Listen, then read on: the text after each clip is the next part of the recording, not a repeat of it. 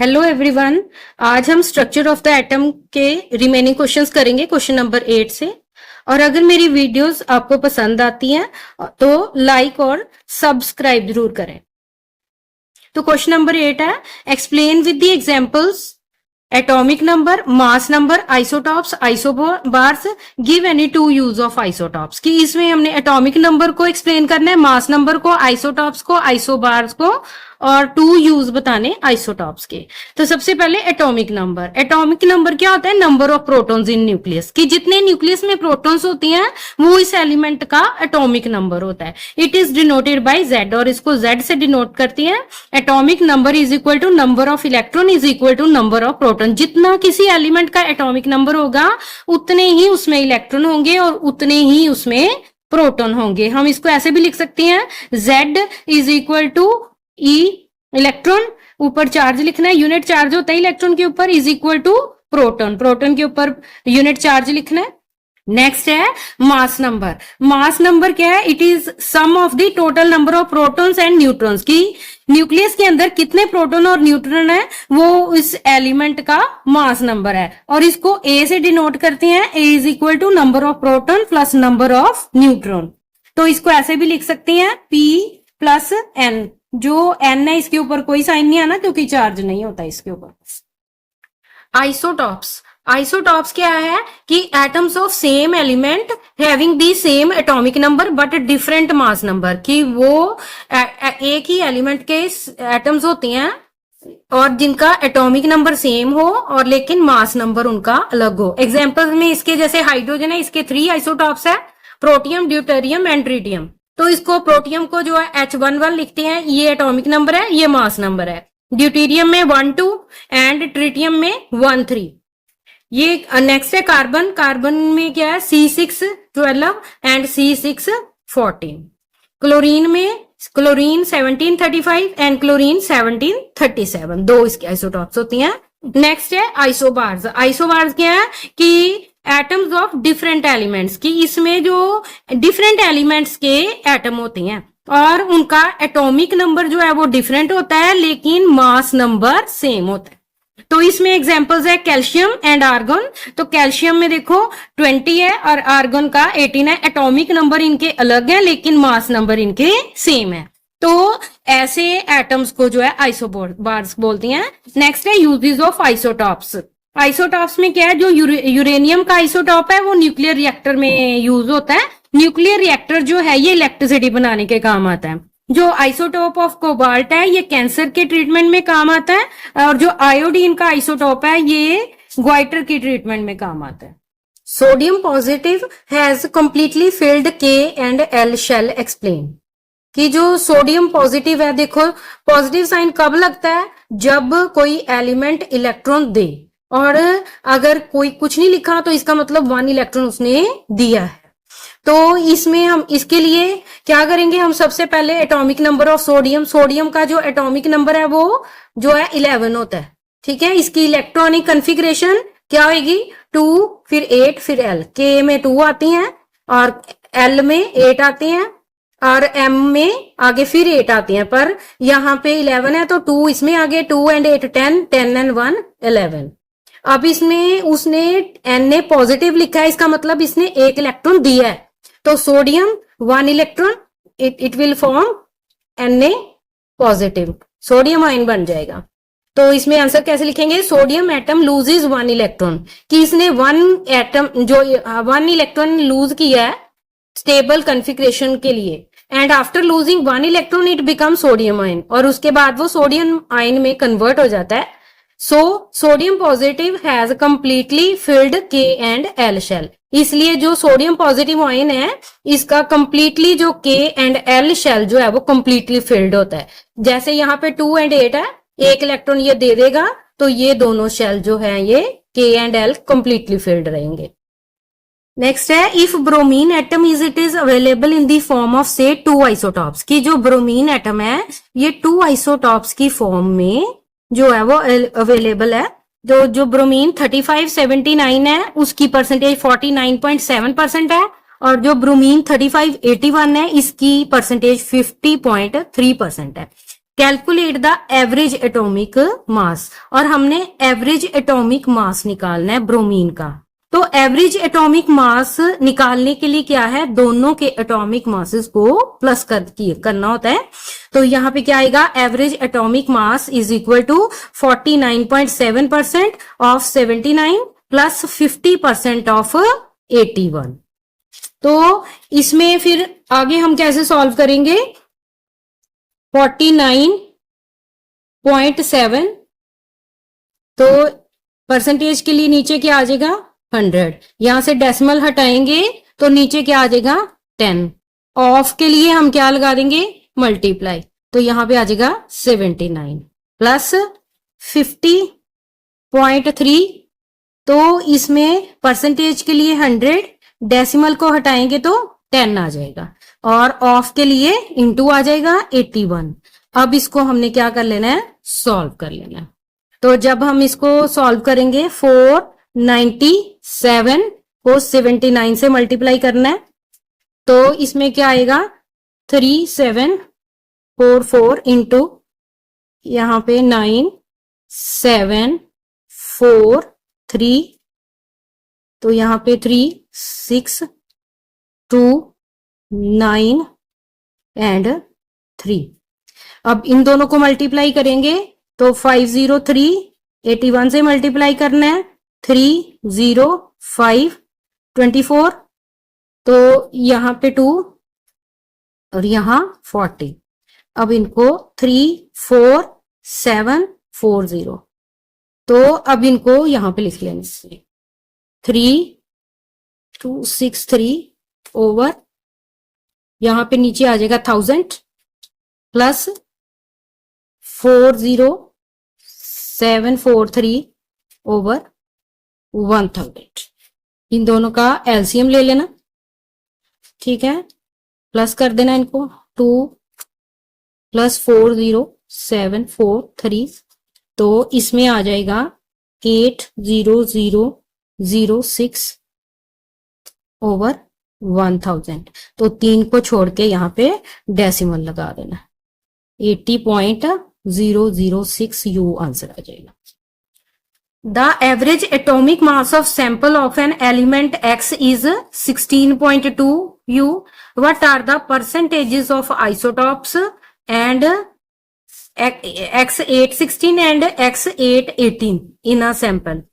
तो इसमें देखो क्या है, इस न्यूमेरिकल में एवरेज एटॉमिक मास जो है वो गिवन है। पिछले न्यूमेरिकल में हमने एवरेज एटॉमिक मास निकाला था, यहां पे गिवन है, और उसने क्वेश्चन में क्या पूछा है कि परसेंटेजेस बताओ कि जो X816 की कितनी परसेंटेज है और दूसरा जो आइसोटॉप है X818 इसकी कितनी परसेंटेज। तो इसके लिए हम क्या करेंगे कि एज्यूम करेंगे, सबसे पहले let percentage of isotope X816 is equal to, हम इसको X मान लेते हैं, ठीक है। तो परसेंटेज ऑफ आइसोटॉप X818 कितनी होगी, जो परसेंटेज है ये 100 में से होती है, तो इसका मतलब कि 100 में से हम X को माइनस कर देंगे, ठीक है। तो अकॉर्डिंग टू क्वेश्चन क्या है कि X% of 16 plus 100 minus X% of 18 is equal to 16.2, कि ये लिखा हुआ है कि एवरेज जो एटॉमिक मास है दोनों सैंपल्स का वो 16.2 है, तो इसको यहां पे हम लिख लेंगे।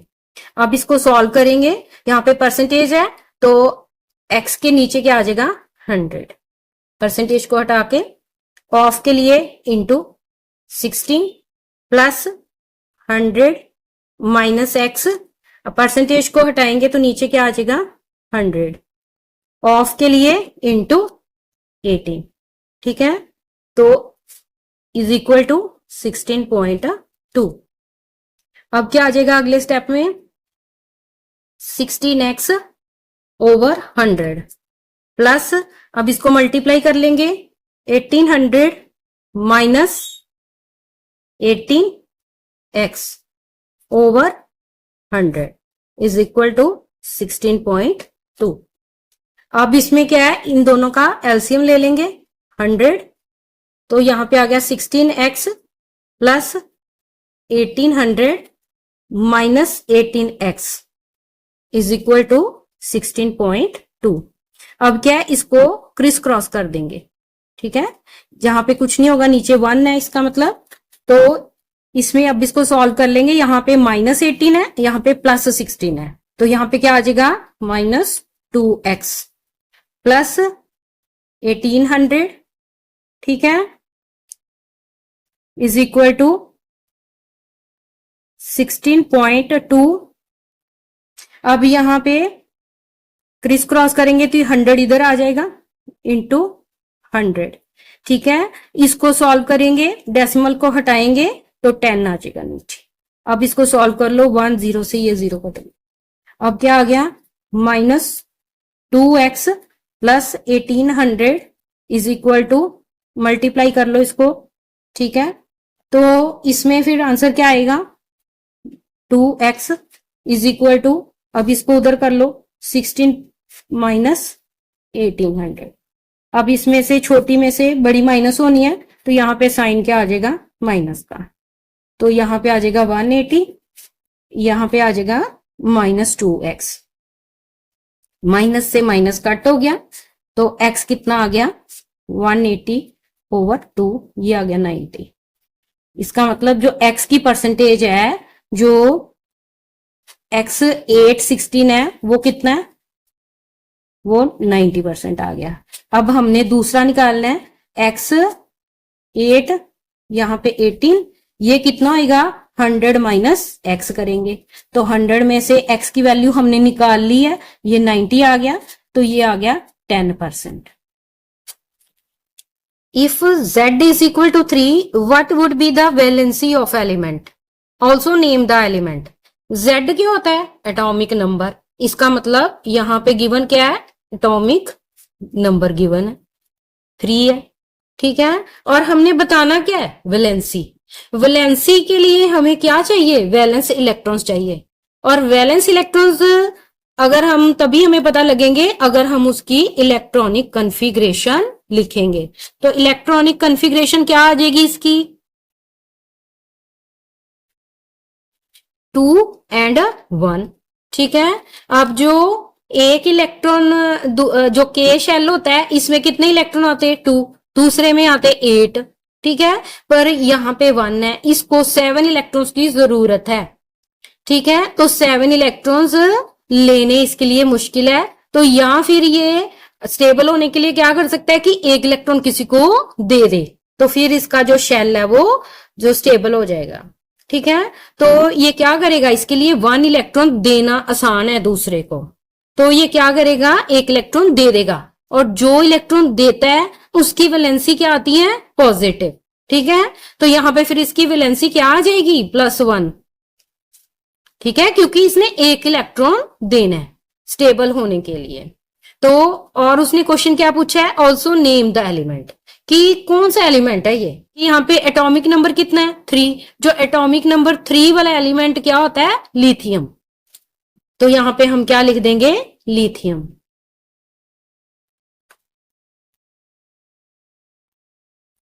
नेक्स्ट है, composition of nuclei of 2 atomic species x and y are given as under, कि उसमें x जो है उसमें प्रोटॉन्स है 6, ठीक है, और y में जो प्रोटॉन्स है वो 6 है, और x में न्यूट्रॉन 6 है लेकिन y में न्यूट्रॉन्स 8 है। गिव द मास नंबर्स, और क्वेश्चन में उसने क्या कहा है कि मास नंबर बताओ x का एंड y का। What is the relation between the 2 species, कि इन दोनों स्पीशीज में जो x एंड y है इनमें क्या रिलेशन है। तो इसके लिए हमें क्या पता होना चाहिए, सबसे पहले देखो एटॉमिक नंबर किसके इक्वल होता है, atomic number is equal to number of proton, जितने प्रोटॉन होते हैं उतना ही उसका एटॉमिक नंबर होता है। तो बच्चे देखो यहाँ पे x है जो, इसमें प्रोटॉन कितनी है, 6 है, ठीक है। तो इसका मतलब फिर इसका क्या आ गया, एटॉमिक नंबर 6 आ गया, ठीक है। और जो y है, y में भी प्रोटॉन कितने हैं, 6 है। इसका मतलब y का भी जो एटॉमिक नंबर कितना होगा 6। ठीक है। नेक्स्ट है मास नंबर। मास नंबर किसके इक्वल होता है? Formula number of protons plus number of neutron. तो अगर हम x का मास नंबर निकालें, अगर हम इसका मास नंबर x का निकालें तो कितना होगा? क्या होगा? प्रोटॉन कितने इसमें 6। ठीक है। और न्यूट्रॉन जो है नीचे दिए हुए न्यूट्रॉन, ठीक है, तो ये भी कितने हैं? x के 6 है। तो कितना हो गया total? 12। And mass number of y ये कितना हो गया? 6 प्लस यहां पे न्यूट्रॉन्स कितने हैं? 8 है। तो यहां पे कितना हो गया? 14। तो हमने एटॉमिक नंबर लिख लिए थे प्रोटॉन्स के अकॉर्डिंग 6 हो गए, लेकिन मास नंबर दोनों का अलग है। x का कितना है? 12 है और y का कितना निकाला? 14 है। ठीक है। तो ये दोनों जो जिस एलिमेंट का एटॉमिक नंबर 6, 12 हो और यहाँ पे 6 एंड 14 है, इसका मतलब ये किसके आइसोटॉप्स है? कार्बन के। ठीक है। C6 कार्बन के 2 आइसोटॉप्स होते हैं, एक 14 वाला। तो इसका मतलब इन स्पीशीज में क्या रिलेशन है कि these species are isotopes.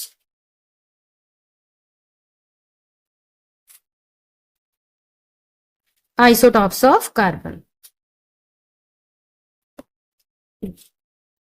Next है for the following statements right true और फॉल्स, कि कौन सी स्टेटमेंट ट्रू है कौन सी फॉल्स है। फर्स्ट है J Thomson propose that nucleus of an atom contains only nucleons. देखो न्यूक्लियॉन्स क्या होते हैं? Proton plus neutron. लेकिन जो जे थॉमसन है इसने तो न्यूक्लियस की बात ही नहीं की, तो इसके लिए ये फिर ये स्टेटमेंट क्या है? फॉल्स है। नेक्स्ट है neutron it is formed by an electron and A proton combining together, कि जो न्यूट्रॉन है वो इलेक्ट्रॉन और प्रोटॉन को प्लस करके जो है वो उसका नंबर निकलता है। देयरफॉर इट इज न्यूट्रल, इसलिए ये न्यूट्रल है। लेकिन ये तो तीनों ही अलग अलग सब एटॉमिक पार्टिकल्स हैं। ठीक है। तो इसके लिए ये भी फिर क्या आ गया? फॉल्स।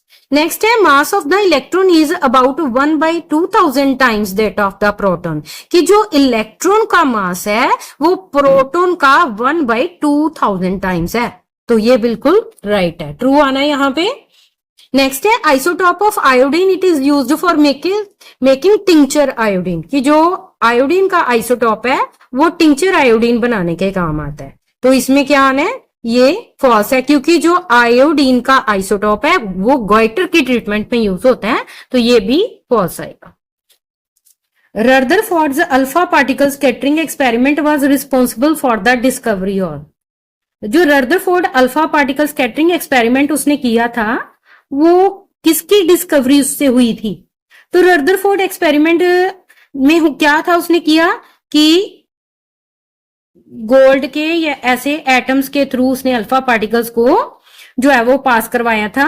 तो उसमें से कुछ जो अल्फा पार्टिकल्स बिल्कुल सीधे निकल गए, ठीक है, लेकिन बहुत कम परसेंटेज जो है वो डिफ्लेक्ट भी हुए, जो वापिस आए। कुछ कम एंगल से जो है वो डिफ्लेक्ट हुए और कुछ ज्यादा एंगल से। तो डिफ्लेक्ट तभी हुए क्योंकि जो अल्फा पार्टिकल्स हैं ये क्या होती है? प्लस चार्ज होता है इनके ऊपर। इसका मतलब कि यहाँ पे कुछ ना कुछ उसने कहा कि पॉजिटिव चार्ज है, जो रिपेल होने की वजह से यहां से जो रेज है वो वापिस आ रही हैं, डिफ्लेक्ट हो रही है अल्फा पार्टिकल्स। तो उसने यहाँ पे कहा कि पॉजिटिव चार्ज है, उसने एटॉमिक न्यूक्लियस के बारे में बात की थी। तो यहाँ पे फिर आंसर क्या आएगा?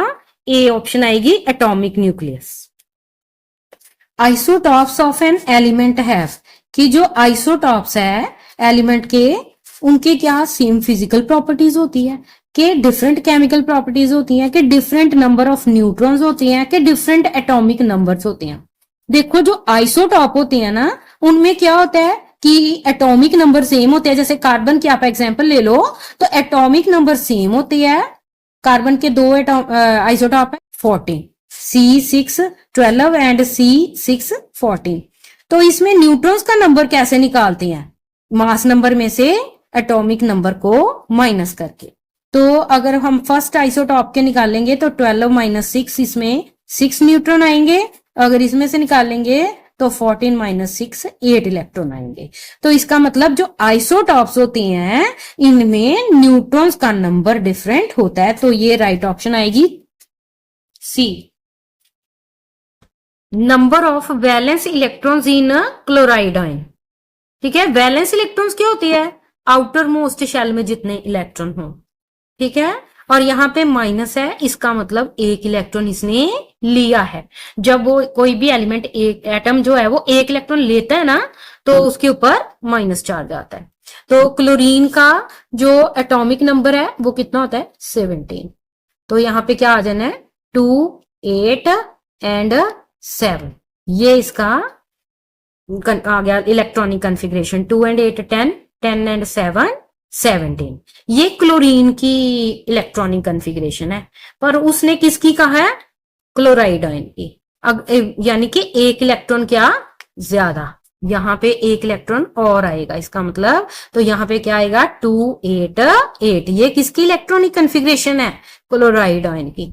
ठीक है, तो इसमें उसने पूछा कि कितने वैलेंस इलेक्ट्रॉन होंगे क्लोराइड आयन में। तो क्लोराइड आयन में वैलेंस इलेक्ट्रॉन क्या होते हैं? बाहर वाले इलेक्ट्रॉन। तो कितने आएंगे? ये 8। तो इसमें बी जो है वो आंसर आएगा। नेक्स्ट है which of the following is correct electronic configuration of sodium. देखो जो सोडियम है, सोडियम का एटॉमिक नंबर कितना होता है? 11। ठीक है, और इलेक्ट्रॉनिक कॉन्फ़िगरेशन कितनी होगी? 2, दूसरे में 8 एंड तीसरे में 1। 2 एंड 8 10, 10 एंड 1 11। ठीक है, के में हमेशा 2 इलेक्ट्रॉन्स आते हैं, एल में 8 आते हैं, एम में ज्यादा से ज्यादा 8 आते हैं। ठीक है, तो यहां पे देखो इलेक्ट्रॉनिक कॉन्फ़िगरेशन में अलग अलग लिखी हुई है 2 एंड 8। ये रॉन्ग है क्योंकि यहां पे तो 3 शेल है। ठीक है, तो 8 2 1 हो ही नहीं सकता क्योंकि पहले में होते ही 2 है। ठीक है, यहाँ पे 2 1 8 ये भी नहीं आ सकता। तो राइट जो इलेक्ट्रॉनिक कॉन्फ़िगरेशन फिर कौन सी आएगी? D1। तो ये है आज की हमारी वीडियो।